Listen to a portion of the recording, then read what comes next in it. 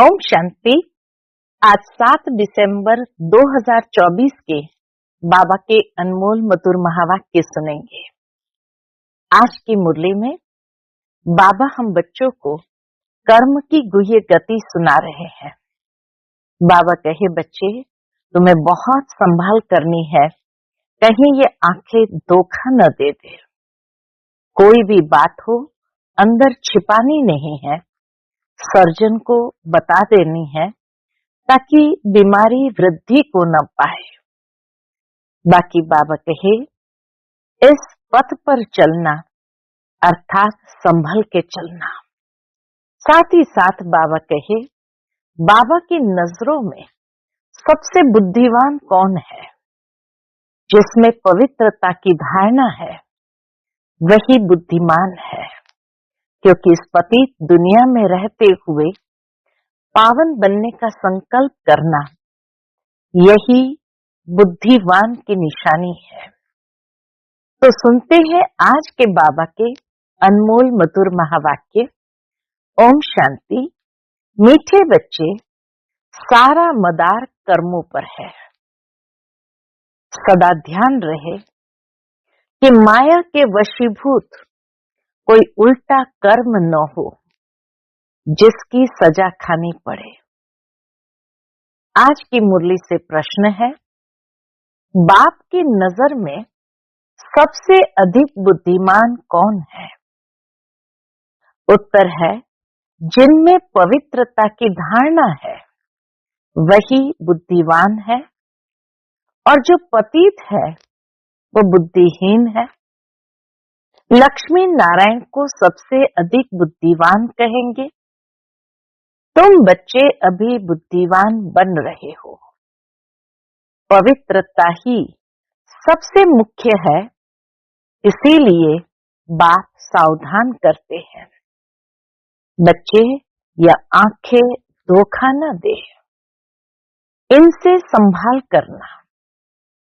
इस पुरानी दुनिया को देखते हुए भी न देखो, यही मुख्य पुरुषार्थ है पवित्र बनने के लिए कि इस पुरानी दुनिया को देखते हुए भी न देखो, नई दुनिया स्वर्ग को याद करो। ओम शांति। मीठे मीठे सिकिलधे बच्चे यह तो समझते हैं, इस पुरानी दुनिया में हम अभी थोड़े दिन के मुसाफिर हैं। दुनिया के मनुष्य समझते हैं अजिन 40,000 वर्ष यहाँ रहने का है। तुम बच्चों को तो निश्चय है ना, यह बातें भूलो नहीं। यहाँ बैठे हो तो भी तुम बच्चों को अंदर में गदगद होना चाहिए। बाबा के सन्मुख बैठे हैं तो भी बाबा कहे अंदर में गदगद होना चाहिए। इन आंखों से जो कुछ देखते हो सब कुछ विनाश होने वाला है। आत्मा तो अविनाशी है। हम आत्मा ने 84 जन्म लिए हैं। अभी बाबा आया है घर ले जाने के लिए। पुरानी दुनिया जब पूरी होती है तब बाप आते हैं नई दुनिया बनाने। नई सो पुरानी, पुरानी सो नई दुनिया कैसे होती है यह तुम्हारी बुद्धि में है। हमने अनेकों बार चक्कर लगाया है। बाबा कहे, इस सृष्टि का चक्र अनेक बार लगाया है, अभी चक्र पूरा होता है। नई दुनिया में हम थोड़े ही देवताएं रहते हैं, मनुष्य नहीं होंगे।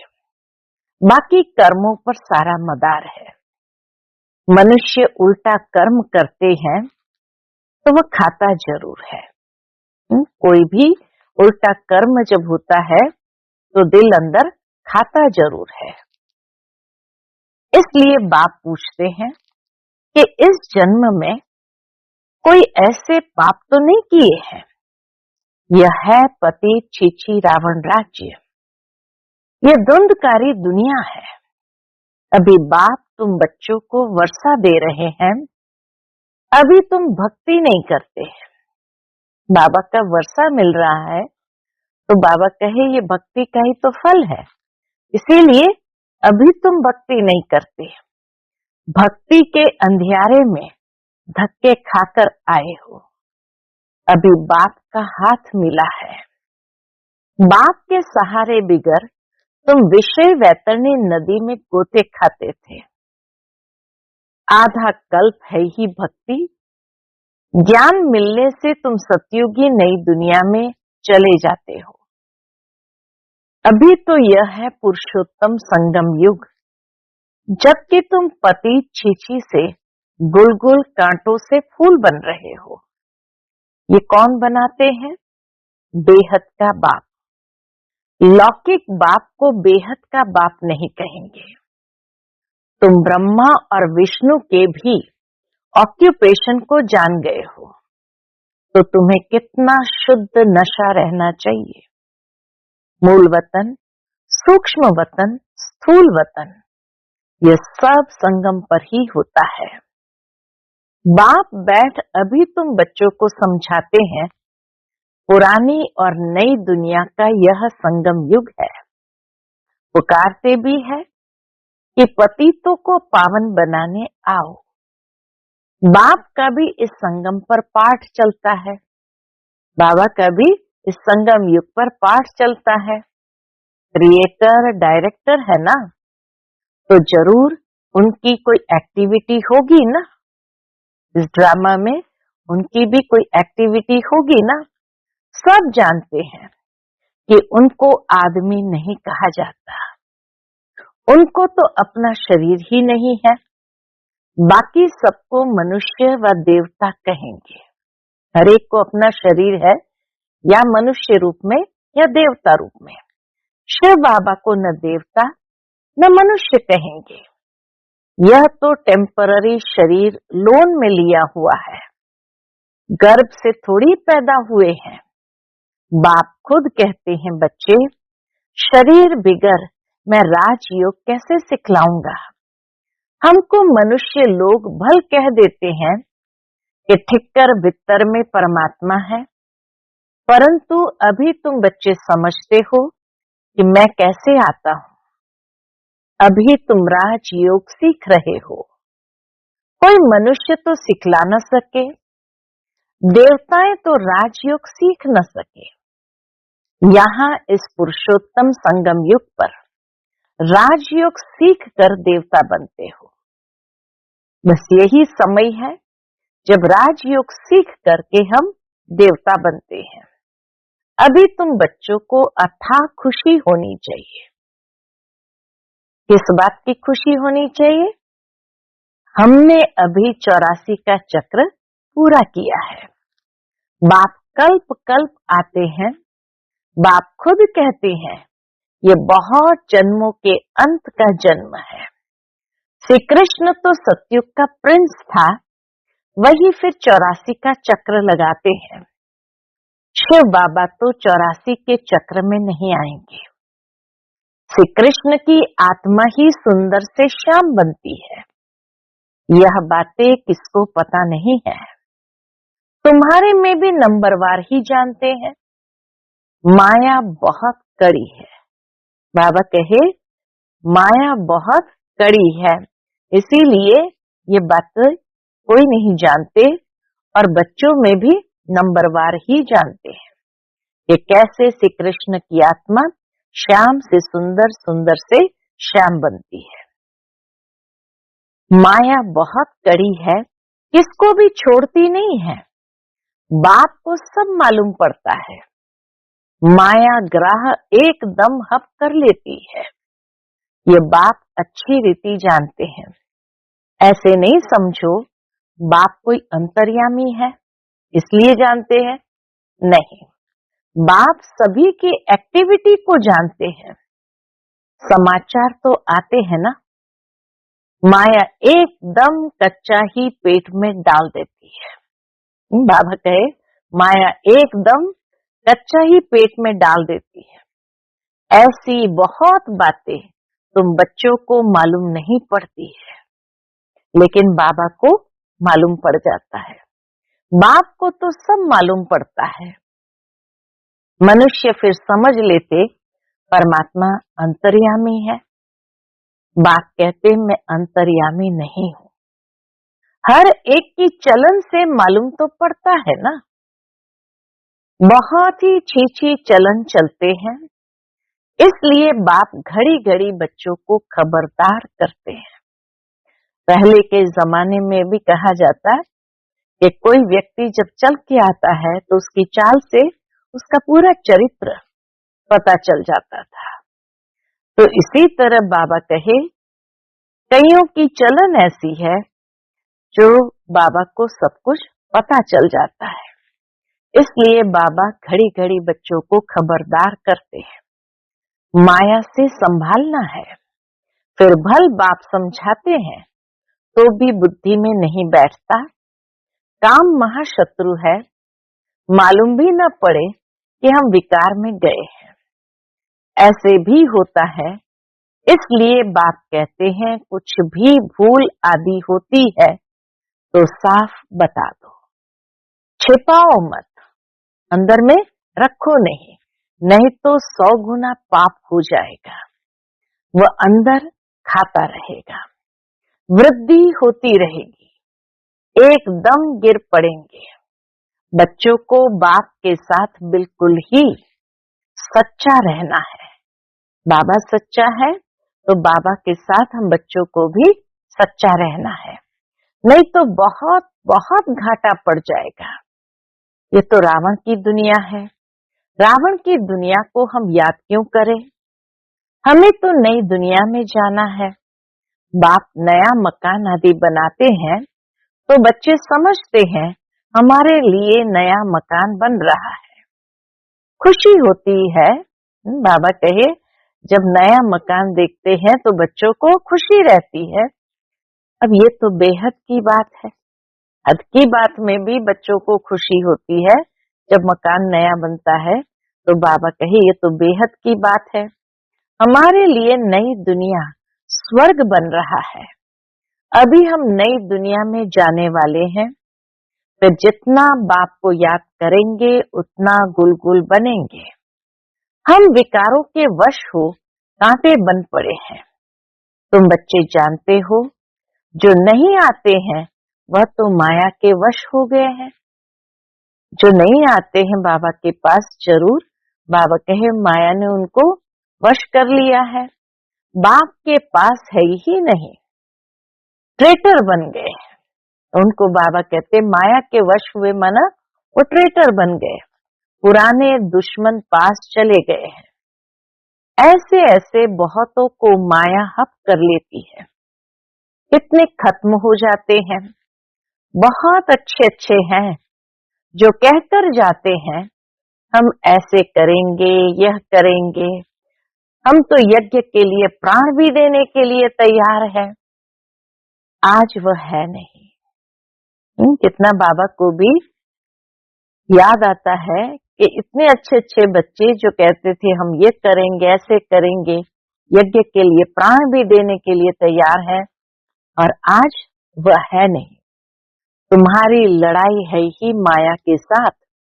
दुनिया में ये कोई नहीं जानते कि माया से लड़ाई कैसे होती है। शास्त्रों में फिर दिखाया है देवताओं और असुरों की लड़ाई हुई, फिर कौरवों और पांडवों की लड़ाई हुई। कोई से पूछो ये दो बातें शास्त्रों में कैसी है? क्या असुरों की देवताओं के साथ हुई या फिर कौरव पांडवों की लड़ाई हुई? कोई से भी पूछो ये दो बातें शास्त्र में कैसी है? देवताएं तो अहिंसक होते हैं, वह होते ही है सतयुग में, वह फिर क्या कलयुग में लड़ने आएंगे? देवताएं फिर क्या कलयुग में लड़ने आएंगे? कौरव और पांडवों का भी अर्थ नहीं समझते हैं। शास्त्रों में जो लिखा है वही पढ़कर सुनाते रहते हैं। बाबा की तो सारी गीता पढ़ी हुई है। जब यह ज्ञान मिला तो विचार चला कि गीता में यह लड़ाई आदि की बातें क्या लिखी है। श्री कृष्ण तो गीता का भगवान नहीं है, इनके अंदर बाप बैठा था तो इन द्वारा उस गीता को भी छुड़वा दिया। अभी बाप द्वारा कितना सोझरा मिला है। कितना प्रकाश मिला है। आत्मा को ही सोजरा होता है, तब बाप कहते हैं अपने को आत्मा समझो, बेहद के बाप को याद करो। भक्ति में तुम याद करते थे, कहते थे आप आएंगे तो बलिहार जाएंगे, परंतु वह कैसे आएंगे, कैसे बलिहार जाएंगे, ये थोड़ी समझते थे। अभी तुम बच्चे समझते हो, जैसे बाप है वैसे हम आत्मा भी है। बाप का है अलौकिक जन्म। तुम बच्चों को कैसे अच्छी रीति पढ़ाते हैं? तुम खुद कहते हो यह तो वही हमारा बाप है, जो कल्प कल्प हमारा बाप बनते हैं। हम सभी बाबा बाबा कहते हैं, बाबा भी बच्चे बच्चे कहते हैं। वही टीचर रूप में राजयोग सिखलाते हैं, विश्व का तुमको मालिक बनाते हैं। तो ऐसे बाप का बनकर फिर उसी टीचर से शिक्षा भी लेनी चाहिए। सुन सुनकर गद गद होना चाहिए। अगर चीची बने तो वह खुशी आएगी ही नहीं। भल कितना माथा मारे, वह फिर हमारे जाति भाई नहीं। बाबा कहे वह फिर हमारे जाति भाई नहीं। यहाँ मनुष्य के कितने सरनेम होते हैं, वह सभी है हद की बातें। तुम्हारा सरनेम देखो कितना बड़ा है। बड़े से बड़ा ग्रेट ग्रेट ग्रैंडफादर ब्रह्मा, उनको कोई जानता ही नहीं। शिव बाबा को तो सर्वव्यापी कह दिया है। ब्रह्मा का भी किसको पता नहीं है। चित्र भी है, ब्रह्मा विष्णु शंकर। फिर ब्रह्मा को सूक्ष्म वतन में ले गए हैं। बायोग्राफी कुछ भी नहीं जानते। सूक्ष्म वतन में फिर ब्रह्मा कहाँ से आया, वहां कैसे अडॉप्ट करेंगे? बाप ने समझाया है यह हमारा रथ है। शिव बाबा ने समझाया है ये ब्रह्मा का शरीर ही हमारा रथ है। बहुत जन्म के अंत में मैंने इसमें प्रवेश किया है। यह पुरुषोत्तम संगम युग गीता का एपिसोड है, जिसमें पवित्रता मुख्य है। पतित से पावन कैसे बनना है किसको भी पता नहीं है। साधु संत आदि कभी भी ऐसे नहीं कहेंगे कि देह सहित देह के सभी संबंधों को भूल एक मुझ बाप को याद करो, तो माया के पाप कर्म भस्म हो जाएंगे। वह तो बाप को ही नहीं जानते हैं। गीता में बाप ने कहा है इन साधुओं आदि का भी मैं आकर उद्धार करता हूँ। बाप समझाते हैं शुरू से लेकर अब तक जो भी आत्माएं पाठ बजा रही है, सभी का ये अंतिम जन्म है। इसका भी ये अंतिम जन्म है। यही फिर ब्रह्मा बना है। छोटेपन में गावड़े का छोरा था। ब्रह्मा बाबा भी छोटेपन में गावड़े का छोरा था। 84 जन्म इसने पूरे किए, फर्स्ट से लास्ट तक। अभी तुम बच्चों की बुद्धि का ताला खुला हुआ है। अभी तुम बुद्धिवान बनते हो। आगे बुद्धिहीन थे। ये लक्ष्मी नारायण है बुद्धिवान। बुद्धिहीन पतित को कहा जाता है। मुख्य है पवित्रता। पवित्रता की धारणा किया तो उसको ही बुद्धिवान कहा जाएगा। लिखते भी है माया ने हमें गिरा दिया, आंखें क्रिमिनल बन गई। बाप तो घड़ी घड़ी सावधान करते रहते हैं, बच्चे कभी माया से हार नहीं खाना। अभी घर जाना है, अपने को आत्मा समझ बाप को याद करो। ये पुरानी दुनिया खत्म हुई की हुई। हम पावन बनते हैं तो हमें पावन दुनिया भी तो चाहिए ना। तुम बच्चों को ही पतित से पावन बनना है। बाप तो योग नहीं लगाएंगे। बाबा पतित थोड़ी बनता है जो बाबा किसी से योग लगाए। बाबा पतित थोड़ी बनता है जो योग लगावे। बाबा तो कहते हैं मैं तुम्हारी सेवा में उपस्थित होता हूँ। तुमने ही मांगने की है कि आकर हम पतितों को पावन बनाओ। तुम्हारे ही कहने से मैं आया हूँ। तुम्हें बहुत सहज रास्ता बताता हूँ। कौन सा? सिर्फ मन मना भव। भगवान वाच है ना, सिर्फ श्री कृष्ण का नाम देने से बाप को सब भूल गए हैं। बाप है फर्स्ट, श्री कृष्ण है सेकंड। वह परमधाम का मालिक, वह है वैकुंठ का मालिक। सूक्ष्म वतन में तो कुछ होता ही नहीं। सभी में नंबर 1 है श्री कृष्ण, जिसको सब प्यार करते हैं। बाकी तो सब पीछे पीछे आते हैं। स्वर्ग में तो सब जा भी न सके। तो तुम मीठे मीठे बच्चों को हड्डी खुशी होनी चाहिए। हड्डी माना जिगरी खुशी होनी चाहिए। कई बच्चे बाबा के पास आते हैं जो कभी पवित्र नहीं रहते हैं। बाबा समझाते हैं, विकार में जाते हो फिर बाबा के पास क्यों आते हो? ऐसे बाबा के पास एक बच्चा आता था तो बाबा कई बार उसको कहता था कि बाबा के पास क्यों आते हो? कहते क्या करूं, रह नहीं सकता हूं, परंतु यहाँ आता हूं, शायद कभी तीर लग जाए। एक उम्मीद थी उसको भी अपने आप में। आप बिगर हमारी सदगति कौन करेगा, इसलिए आकर बैठ जाता हूं। माया कितनी प्रबल है, निश्चय भी होता है। बाबा हमको पतित से पावन गुलगुल बनाते हैं, परंतु क्या करें? बाबा को भी रहम आता है कि देखो निश्चय भी होता है कि बाबा ही हमें पतित से पावन गुलगुल बनाते हैं, परंतु क्या करें? फिर भी सच बोलने से कभी सुधर जाऊंगा। बाबा को कहता था फिर भी सच बोलने से कभी सुधर जाऊंगा। हमको ये निश्चय है कि आपसे ही हमें सुधरना है। ये भी कहता था कि आपसे ही हमें सुधरना है। बाबा को ऐसे बच्चों पर तरस पड़ता है। फिर भी ऐसा होगा। बाबा कहे फिर भी अगले कल्प में भी ऐसे होगा। Nothing new. बाबा तो रोज रोज श्रीमत देते हैं, कोई अमल में लाते भी है। इसमें बाबा क्या कर सकता है? बाबा कहे शायद इनका पाठ ही ऐसा है। सब तो राजे रानियां नहीं बनेंगे। राजधानी बन रही है, सब तो राजे रानियां नहीं बनते हैं। राजधानी स्थापन हो रही है, राजधानी में सब चाहिए। फिर भी बाबा कहते बच्चे हिम्मत नहीं छोड़ो, आगे जा सकते हो।